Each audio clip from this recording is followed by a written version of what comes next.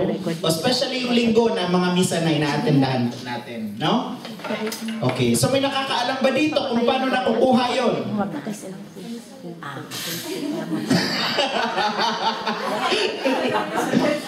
Una-una, ang pinakamadaling paraan para makuha yung readings ay yung misalet. Ito, yung tinatawag na sambuhay, no? Pero technically, itong sambuhay ay ginawa para maging guide sa mga tao. No? Kaya papamigay mo siya. No? Guide siya. So, hindi talaga siya dapat yung gagamitin kapag magbabasa na sa harap. No?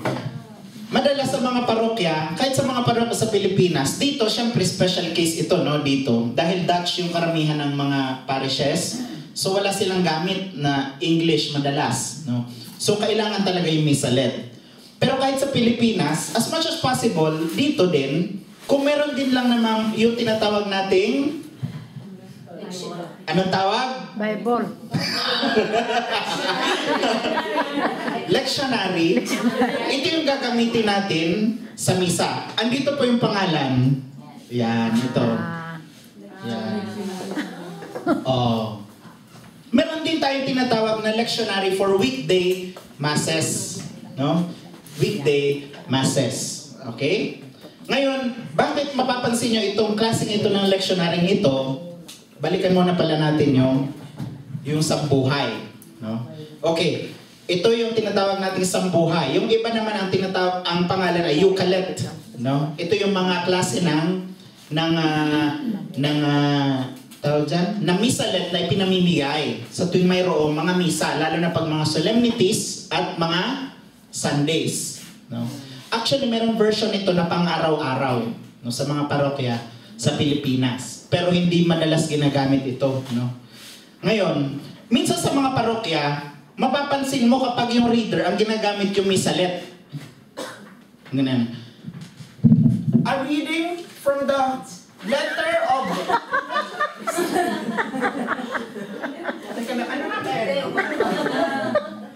Pagbasa mula sa aklat ni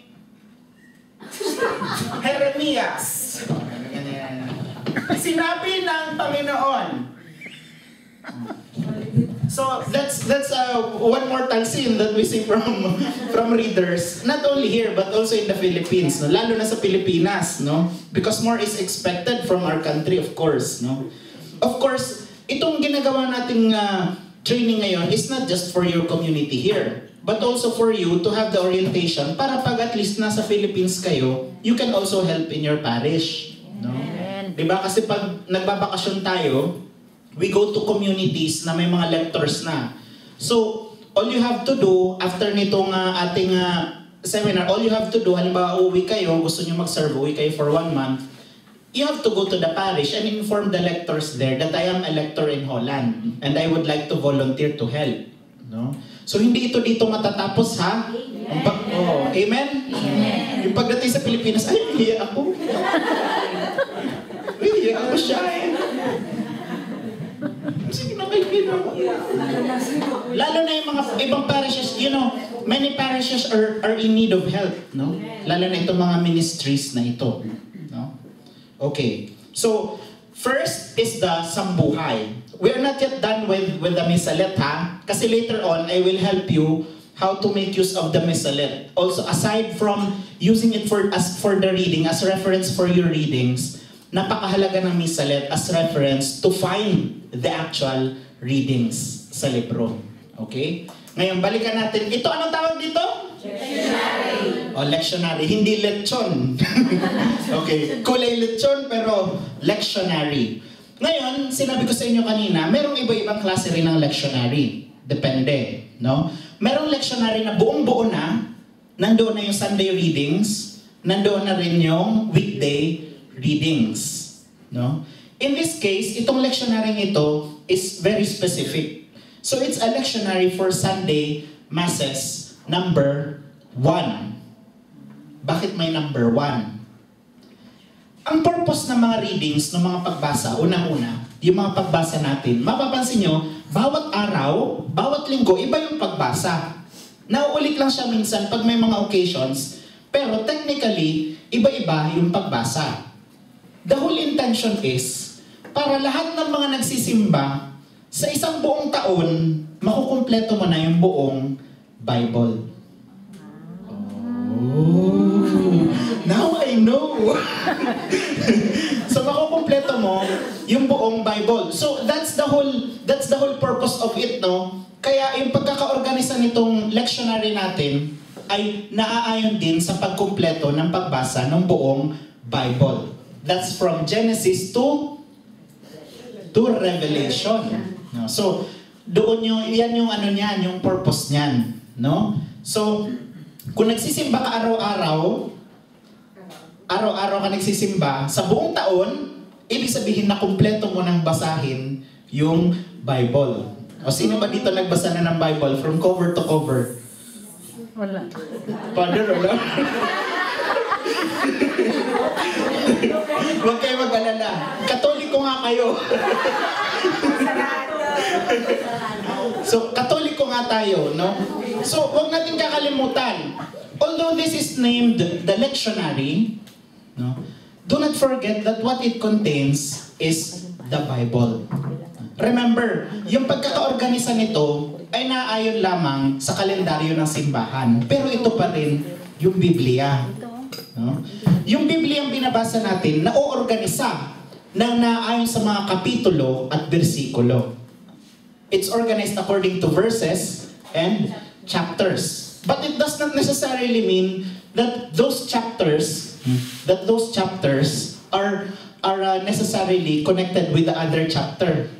No? Well, that's another topic. No?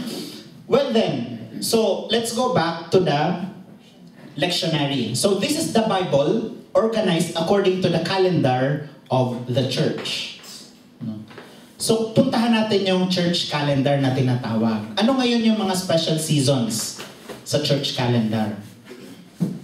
Okay. Saan nagsisimula? Ano yung end? Ano yung simula?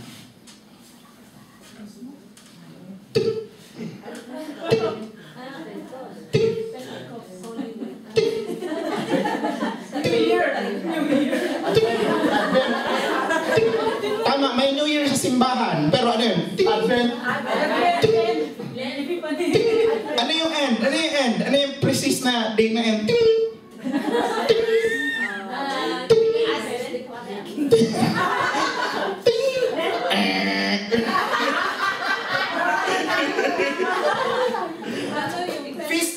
Feast of Advent, that's right. But before Advent, anong meron? Feast of, yan, precise. Oh, Christ the King. So, the Feast of Christ the King, kailan nangyayari yan? First Sunday of January. Christ the King? the last Sunday before Advent. November. Usually November, no? Usually November. Depende sa araw ng Christmas, mag-a-adjust yan siya, November. Before mag-start yung Advent, Feast of Christ the King. So wag niyo kakalimutan yung feast na yon, kasi that's the beginning of the new year for the church. Oo, ng church calendar. Kasi, bakit Christ the King yung feast na inilagay doon? Bakit? Dahil, pinakikita natin, pinanais paalam ng simbahan na Christ is the beginning and Christ is the end. The Alpha and the Omega. Oh. Wow. Oh. So Feast of Christ the King, yung end at yung beginning ng church calendar. Yun yung parang New Year natin. Then the first season we encounter from there is the season of Christmas. Advent. No? Yung Advent na 4 weeks. No? May sariling set ng readings. No? Later on, I will share to you why we are talking about this in relation to the ministry of a lector. Okay? Now, from Advent, ano next na season? Christmas season. So unlike our secular belief that Christmas is just yung 24, 25, 26, Christmas in the church extends until Epiphany in the Philippines, but in some places of the world until tomorrow, Feast of the Santo Niño. For the Cebuanos, for the southern part of the Philippines, the end of Christmas season is culminated through the feast of the Santo Niño. Pero in the church, in general, it's Epiphany. No? Yung Epiphany yung end ng Christmas season. Ngayon, ano mangyayari after nun? Ano nang meron? Yan, yung ordinary time. Maiipit yung ordinary time before the next season begins. Ano yung next season? Lent. Okay, Lent. Okay, yung from Ash Wednesday, 40 days. Okay, 40 days until yung Holy Week. Then, end ng Holy Week, ano na? Easter. Easter. The next season would be Easter season. Then, lalagpas si Easter. Pagkatapos ni Easter ay? Ordinary. Pentecost. Pentecost Sunday and then ordinary. Ay, Ascension. Ordinary time na ulit. Kasi yung Pentecost, kasama siya sa Easter. Siya yung magiging end ng Easter. No, yung Pentecost. No. Although in a way, tama rin yun na yung next season, it will be culminated and it will start with the Pentecost. Bakit naman Pentecost yun? Yung readings natin dyan is about the Holy Spirit, the Pentecost. Kasi, ang ibig sabihin naman nito, now, the mission of Christ is passed on to us. No? Now, that's where this important thing comes in. The ministry. Yung tinatawag nating ministry. No? Sa simbahan, napakaluma na ng word na ministry. Actually, the word ministry is a very ancient word. No? Yung ibig sabihin niyan ay napakaluma na. No? Libo-libong taon na.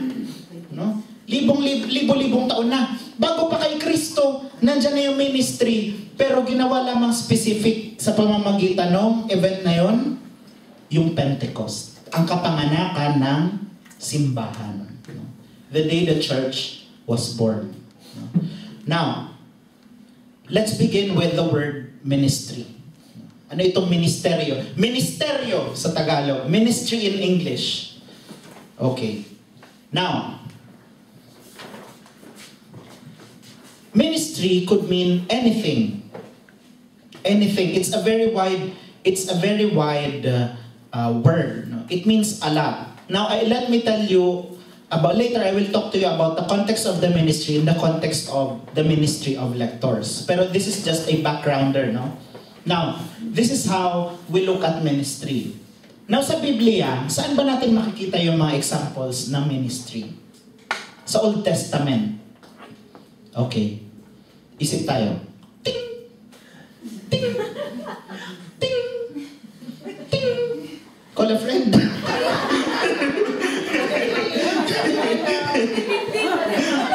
Ministry. Sa Old Testament, saan nyo kayo makikita? Anong makikita nating ano yung mga sikat na makikita nating mga karakter lagi sa Lumang Tipan, sa Old Testament? O for example, ano yung mga karakter na yun? Ano sila? Propeta. Prophets. The prophetic ministry. No? The ministry of prophets. Ano pa yung makikita natin? Ano pa yung makikita natin? Na makikita natin mga ministry. Ano pa? Ting! Ting! Ting!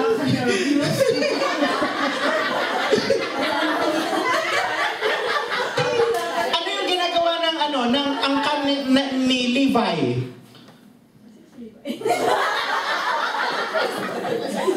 Ano yun? Ano may nagsabi? Priests. Oh, mga pari. Mga pari. Ang kanil Levi. Oh, yung mga pari. So, tutunog mo.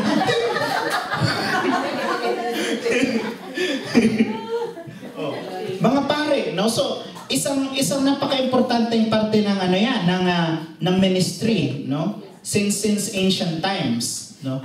Ngayon, ano pa? Ano pa?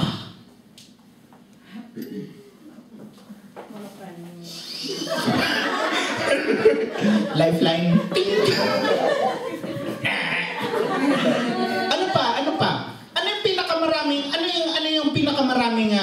character na may kita natin sa Lumang Tipan? Yung pinakamarami. Kings. Po? Kings. Yung pagiging hari nila. Ministry rin yun. Ministry rin. Because they were ordained by God. No? Yung mga pari noon. Di ba, may mababawasan natin sa Lumang Tipan? Pag hari ka, dapat, bago ka maging hari, you have to be anointed. You're anointed as king. Meaning, you're anointed to the ministry. You are a king to minister to God and His people. Tama. Yan. Ano pa? Ano pa? Pwede yan. Pero, make it more specific. Yun na. Ting! Napagod ako. Ano pa? Ano pa? Ano pa?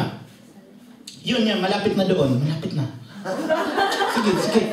Go, Sharits. Go. Ano yan?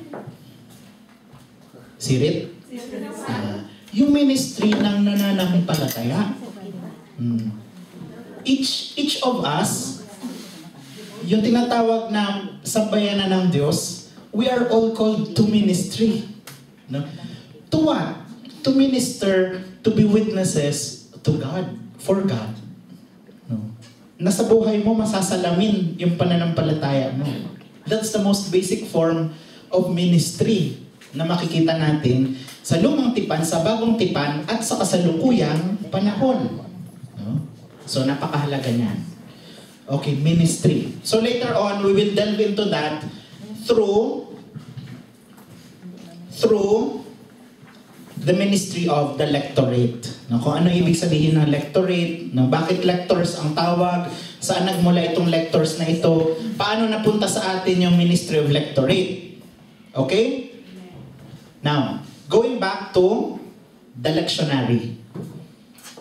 Bakit sa tingin nyo may number 1 ito?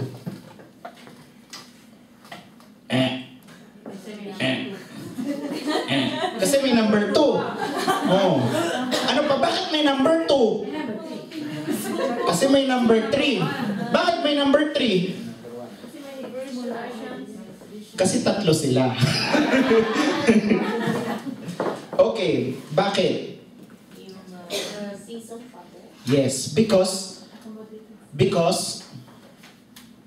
the arrangement of the readings, mapapansin nyo in one season, sa simbahan meron tinatawag na year A, B, and C.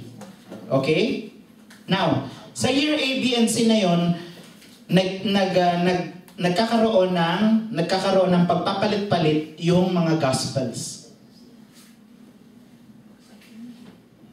Technically, yung mga readings from other parts of the Bible, umiikot yun, no? For the rest of the year. Pero bakit may year A, B, and C?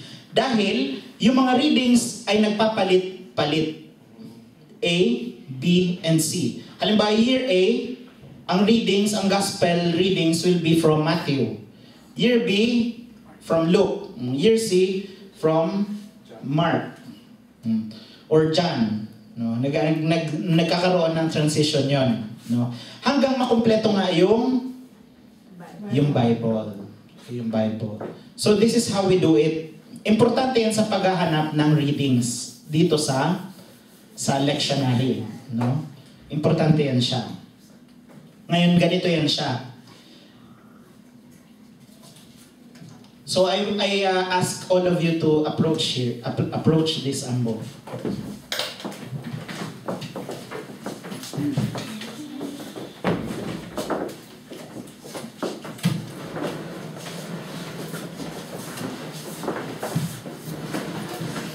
Okay, so magde-demo lahat ha, i-demonstrate ko kung paano, then lahat magde-demo. Everyone will get the chance to look, okay? Okay. Ngayon, ano mapapansin nyo dito sa Misalet? Normally, paghahanap ng readings, no need na sa Misalet. Ang ginagamit ay tinatawag na ordo. Ordo yon. Isang maliit na book yan. Doon nakalagay yung instructions kung anong readings for the day, anong occasion, sino yung saint. Anong kulay? Nandun, anong kulay, liturgical color, anong season. No? So yun yung nakalagay doon. Kasi minsan yung mga readings, nagbabago rin pag mayroong special saint for the day. So yun yung mga considerations. Unang consideration, yung season, yung araw, yung solemnity. Alam niyo yung solemnity? Solemnity, ito yung mga special feasts offered for the Lord. Solemnity. No? Mga solemnity, special feasts, and patron saints. Yan. So ganito yan ha. Meron na tayong timeline. Di ba kanina in-outline natin yung mga seasons, di ba? Nandyan na yung mga seasons. Ngayon, sa kalagitnaan nun, may mga pista ng mga santo. So kahit nakaset na yung reading ng day na yon, halimbawa, sa araw na ito ay pista ni Santo Tomas. Santo Tomas Aquino. Yung reading sa araw na yon ay mag-iiba. Dahil dalawa yung readings. Yung reading ng, halimbawa ordinary day siya. Ano siya? Or reading ng ordinary time at yung reading ng feast ni St. Thomas Aquinas. Hindi lamang, matatanggal lamang yung rule na yon kapag pumatak yung pista ni Santo Tomas sa linggo, sa Sunday.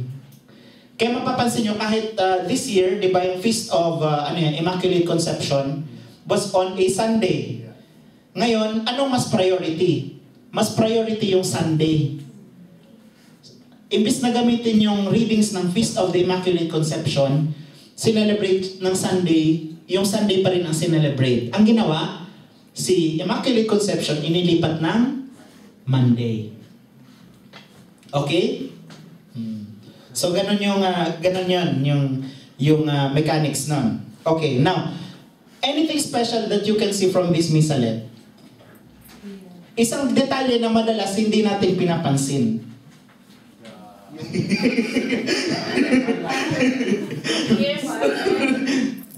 Yung feast, yung last minutes ang buhay. Alin? Oh. color. Alin? Oh. Yung araw pa last minutes ang buhay. Oh. Mga kapatid, ito yung madalas hindi napapansin sa missalette. Itong linyang yan. Bilang. Yan. Itong linyang ito sa buhay missalette yan. Diyan makita kong karin. Yan, hindi napapansin yan. Oh, hindi napapansin yan. Oh, ito hindi napapansin yan.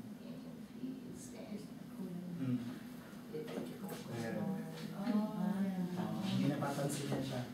Kailangan ko yung pansin rin kasi mag-live up. Pag nag-live up, kailangan. Ngayon, bakit siya nakalagay dyan? Sabi ko sa inyo kanina, anong purpose nito?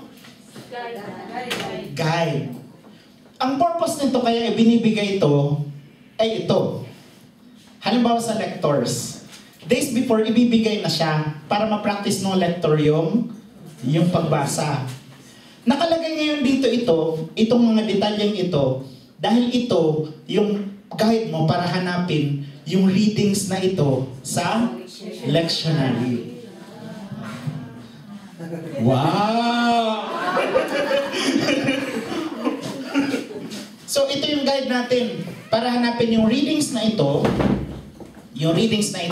sa lectionary. So ngayon, anong ito?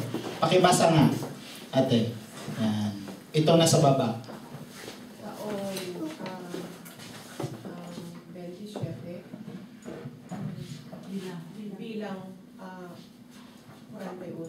Kapistahan ni Jesus ang banal na Santo Niño. Year A. Year A. Dash English pala ito. Opo. Enero.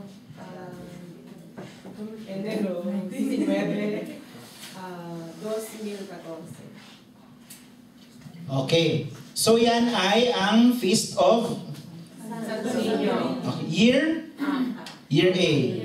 Okay, Year A. Hanapin natin. Yung A, hindi ko din mag-get sa English, saan po itong Filipino po ito na Opo pa. na publication? Opo. Lent siya.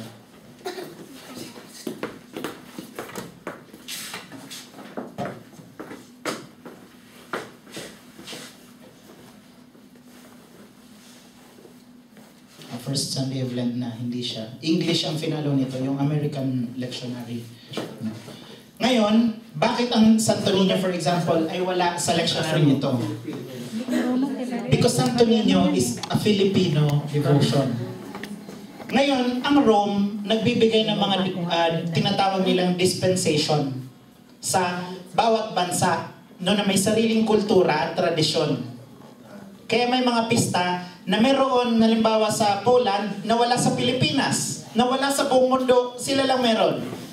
Isa sa mga example nito ay yung Feast of Santo Niño. No? So Philippines lang yan at isang lugar sa Spain.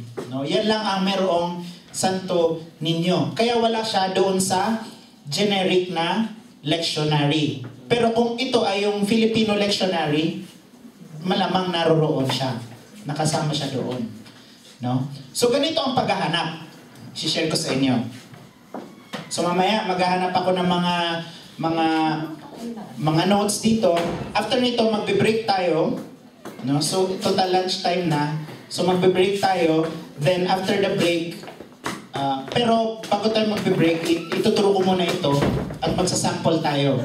Sample. Okay. So halimbawa, nakalagay doon, Baptism of the Lord, Year A. Year A. Okay, ngayon, hahanapin mo siya, yung Baptism of the Lord. Ganito siya, ha? Hahanapin mo yung feast. Okay. So makikita mo, Baptism of the Lord, Year A. Baptism of the Lord na. Okay, yan. Baptism of the Lord. Okay, ngayon, paano mo malalamang Year A siya? Yan. So may nakalagay doon na Year A. Okay? So halimbawa, sasabihin natin na Pentecost. Tapos Year C na Pentecost. So hanapin mo. So Easter Sunday, second Sunday of Easter.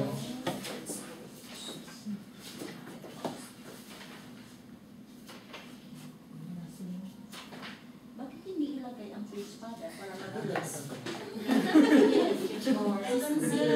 Kasi iba-iba yung pagkaka-publish ng libro. So ito yung pinakamadali.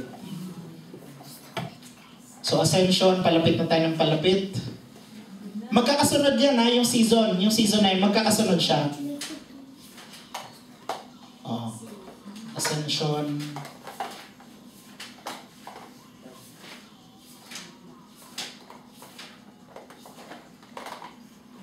Pentecost. Okay, hanapin natin yung Year C. Oh, Pentecost, Year A. Yung pulang label na yon. Okay? Year B. Year C. Yan yung mga first readings. Now,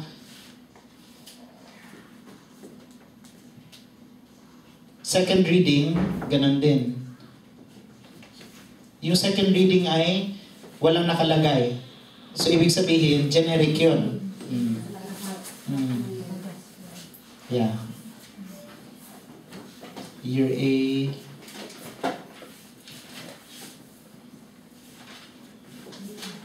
Year B.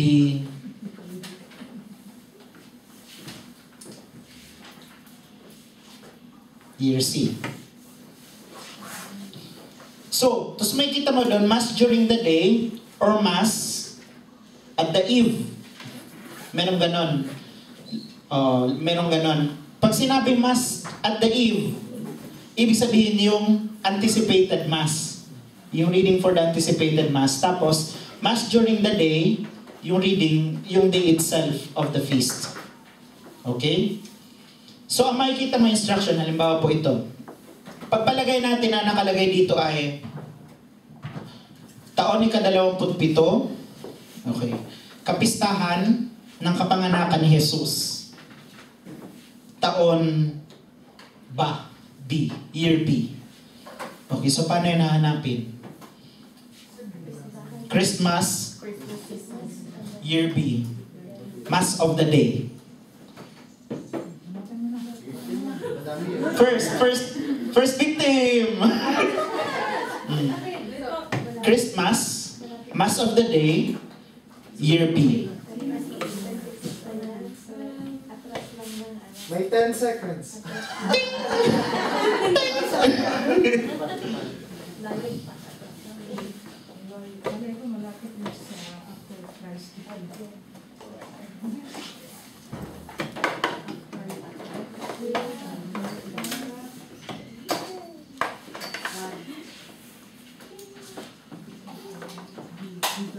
Christmas, kapanganakan ni Jesus. Iba nagtatapos Christ na pizza.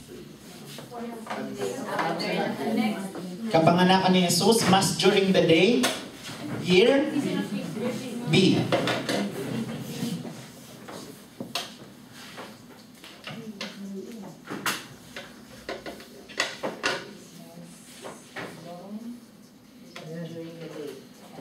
Christmas Day.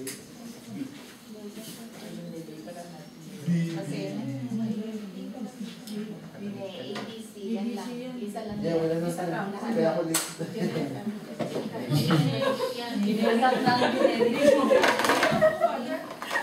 Yun na yun. Yun na siya. Oh. Yan. So may mga misa na generic siya, especially yung saints to special feasts.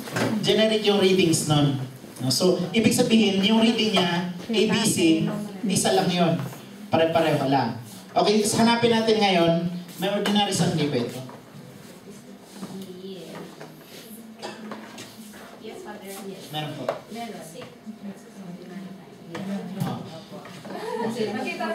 Okay.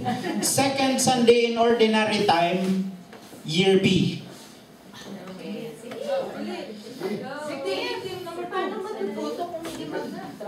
Second Sunday in ordinary time, year B. Second Sunday in ordinary time, year B. Ako nagiging ng isa.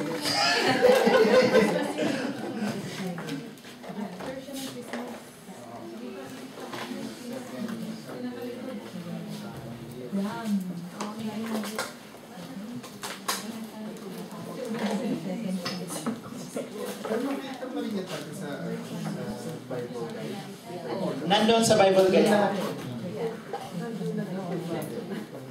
Second Sunday in ordinary time, year B. Opo.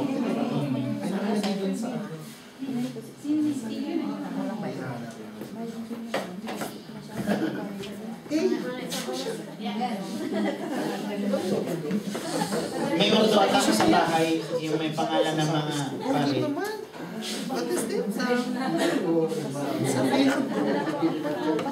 Second Sunday in ordinary time, year B. Oh. Yay! Palakpakan! Ngayon, kapistahan ng banal na katawan at dugo ni Kristo. Hindi. Body and blood of Christ. Corpus Christi. Solemnity of the body and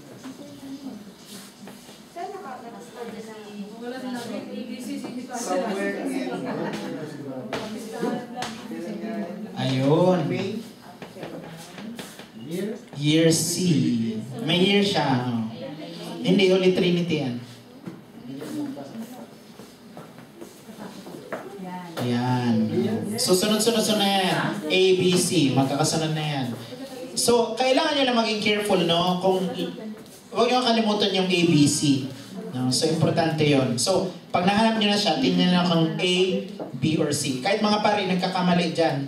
So, sasabihan ng sakristan, Father, year B po yan.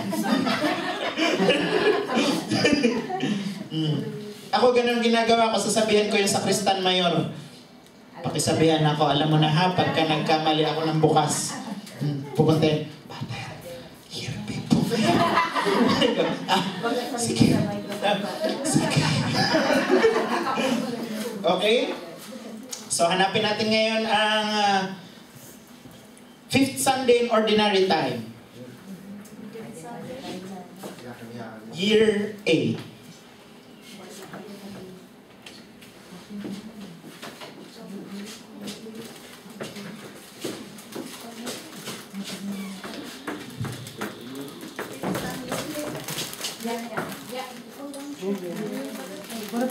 Year A.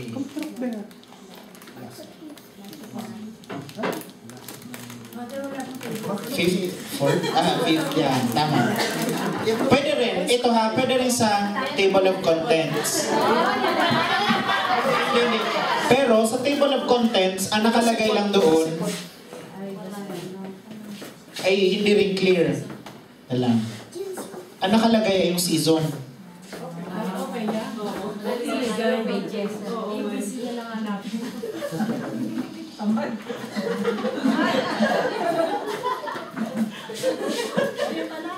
Yan. Season lang ang nakalagay. Pero yung mga Sundays, hindi dito nakalagay. So, hanapin mo pa rin siya. So, nakalagay lang, Season of Advent. So, makapal yun. Or Easter. Oh. Oh. So, Saints, Lord, halimbawa, hanapin yung Assumption of the Blessed Virgin Mary. Kasi may mga version nito na walang table of contents. So, Assumption of the Virgin Mary.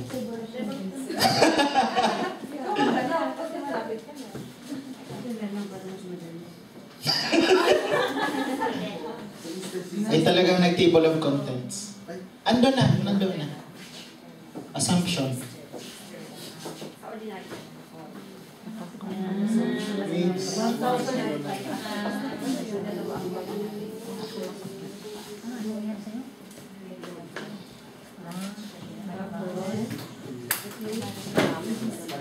Pareho lang yan. Yan lang siya. Ito ha, para hindi na kayo malilingan, para hindi na mahirap sa inyo maghanap, ganitong pagkaka-arrange ng librong to. Per season, no? From Christ the King yon, from Christ the King to Advent, Christmas season, yun na. Ang order ha, magsisimula yan sa yung magsisimula yan doon sa Christ the King, tapos yung Advent, then Christmas season, then mapapagitnaan ng ordinary time, then Lent, and Easter, and ordinary time. Then the rest, sa likod niyan, yung mga solemnities and special feasts. So kaya may kita nyo na pag sinabi halimbawa na nakalagay doon na Feast of the Holy Trinity, alam mo na nasa likod siya. So doon mo nahanapin. Okay? Ganon din pag mga saints. May librong ganito na nasa likod ay yung mga saints. No? Especially yung weekday missal na tinatawag. No? Yung weekday missal naman natin na tinatawag, kasi ito Sunday missal to eh. Sunday lectionary to. Yung weekday lectionary na tinatawag, sa likod nun, nandoon yung mga saints. So ganon din yung order. No? From the seasons, going to the ordinary time, which occupies a huge bulk of the rest of the seasons. Then at the back would be the Feast of the Saints. So may kita nyo na doon, from January 1, hahanapin nyo na yung date, January 1 to December 31. Kung may feast or may saint na naka-assign for that day. Doon na rin nakalagay sa listahan ng mga saints yung mga special feasts. Naka-order siya by date. By date. Okay? So at least, ano na natin to? Okay na. Okay na, clear na ito? Ito? Yes po, ma'am. Explain na kanina na yung pag-feast sa Sunday, pag-i-reading na feast. Pag Sunday, pag weekdays, pag may special reading may special feast for the day, pwedeng palitan ng special reading na yon. Pag weekdays, including Saturday, pwedeng palitan ng feast. No? Pero pag Sunday siya pumatak, yung feast, hindi mo pwede siyang ipalit doon sa Sunday readings. Dapat yung Sunday readings pa rin. Not unless, yung feast ay feast ng solemnity of the Lord ang tinatawag. Solemnities of the Lord. Ano ito? Yung Corpus Christi, yung Trinity, yung Ascension. Yun lang yung nakalagay dito or lahat ng saints na nakalagay pa rin dito pero hindi gagawin. Kasi Sunday ito, diba? Sunday ito. So wala dito yung mga saints. Ang meron lang dito ay Virgin Mary. No, Virgin Mary na feast. No. Pero even then, kasi bakit yung Sunday hindi pwedeng palitan? Kasi Sunday is a mini Easter. So, parang isa sa mga may hierarchy kasi yan yung mga feasts. No? Ang pinakamataas na feast na meron tayo sa buong simbahan ay yung Easter. Easter. No? Yung araw ng pagkabuhay. No? Sumusunod na lamang dyan yung Pasko. At kasunod, isa sa mga linya dyan ay yung mga ordinary Sundays. Easter.